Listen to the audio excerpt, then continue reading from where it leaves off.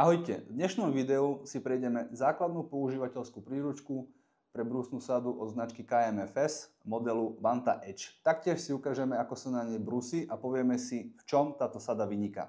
Základná informácia na začiatok. Sada je vyrobená z duralu. Prejdime teda rovno k zloženiu a najprv si ale ukážeme, v čom je táto sada balená v takomto kufriku, ktorý ju chráni pred akýmkoľvek poškodením.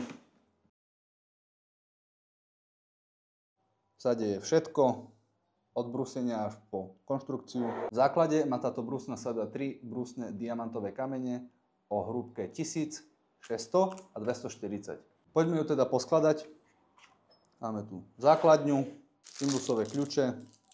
Ďalšou súčiastkou je väža, ktorá prichádza s takouto skrutkou. Montovanie je jednoduché, skrutka ide zo spodu, väža do toho. Ďalej tu máme uhlovú hlavu, vďaka ktorej vieme brúsiť pod 4 rôznymi uhlami, 20 stupňov, 22,5 stupňa, 17,5 stupňa a 15 stupňov. Ďalším kúskom je vodiaca tyč. Vodiacu tyč jednoducho zašrobujeme do uhlovej hlavy. Ja dnes budem brúsiť jednoduchý EDC nôž, takže ja si vyberám 22,5 stupňa. Ďalšou dôležitou súčasťou sady je svorka, ktorá je vyrobená z jedného kusu duralu. To jej zabezpečuje vysokú pružnosť a zároveň aj odolnosť. Posledným dôležitým kúskom je držiak brúsnych kameňov, ktorý obsahuje zároveň takéto mosazné tyčky, ktoré nás chránia pred uklznutím prstov na ostrie noža. Tento držiak by mal byť kompatibilný aj s kameňmi z iných sád od KMFS a zároveň aj od iných značiek. Dnes si ukážeme brúsny kameň od Worksharp z brúsnej sady Pro. Ako prvé si teda ukážeme brúsny kameň z tejto sady. Ako vidíte, samotný držiak na tie brúsne kamene má zarážky, do ktorých presne kameň zapadá a drží ho na mieste. Sedí výborne. Ako druhý si teda pozrime brúsny kameň z iného modelu od KMFS, a to konkrétne Rival. Veľmi podobný kameň, aj konštrukcia, že by ste nemal byť problém. Samozrejme problém nie je. Sedí perfektne. A ako posledný otestujeme kameň od Worksharp, ktorý je príliš malý na to, aby sa udržal v tomto držiaku na brúsny kameň. Tým, že tento brúsny systém sa spolieha na reverznú kinematiku, používa veľa ložisk. Tieto ložiska je najlepšie ošetriť olejom, ktorý je tiež súčasťou sady po 5 hodinách používania.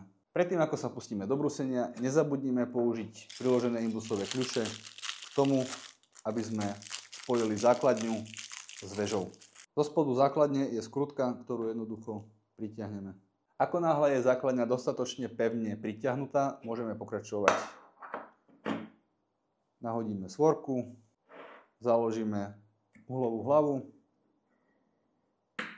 a môžeme sa pustiť na brúsenie. Ja si vezmem svoj EDC nôž, vložím ho do svorky. Pri vkladaní nožu do svorky nezabudnite na to, aby ste svoj nôž chránili. Svorka nemá žiadne gumové podložky. Svorka ďalej funguje na princípe doťahovania cez skrutky.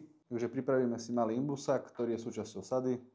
Nastavíme si nôž a pritiahneme. Pritiahneme obe skrutky, tak aby nôž pevne držal. A teraz prichádza tá zábavná časť. Povyťahneme uhlovú hlavu, nasadíme držiak kameňa a môžeme začať brúsiť.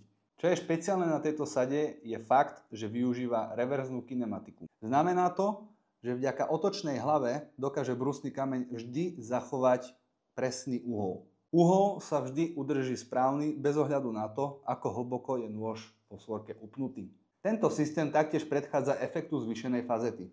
Čo sa týka limitov sady, najhrubšia brúsiteľná čepel má 7,5 až 8 mm. Najdlhšia brúsiteľná čepel má 20 až maximálne 25 cm. Prejdime teda konečne k samotnému brúseniu. Brúsiť začíname čepel smerom od rukovete k špičke.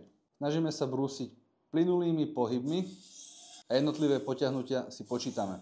Začíname najhrubšou zrnitosťou a potom postupne prechádzame na vyššie. Tým, že celá brúska je z kovu, má značnú váhu. Vďaka tomu netreba tlačiť na brúsny kameň a odoberá materiál sám svojou váhou. Čo Čo sa týka prehodenia svorky, je to veľmi jednoduché. Stačí vybrať hlavicu, svorku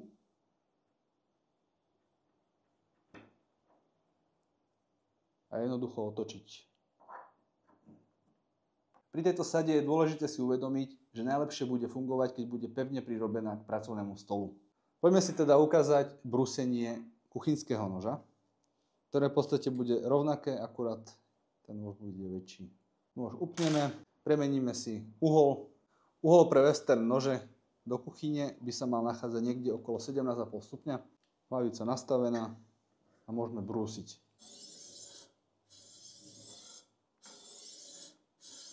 Že ako aj sami vidíte, aj väčší nôž bez problémov. Takže v dnešnom videu sme si prešli základnou používateľskou príručkou pre túto brúsnu sadu Vanta Edge od KMFS. Dúfam, že sa vám páčila a že vám pomohla.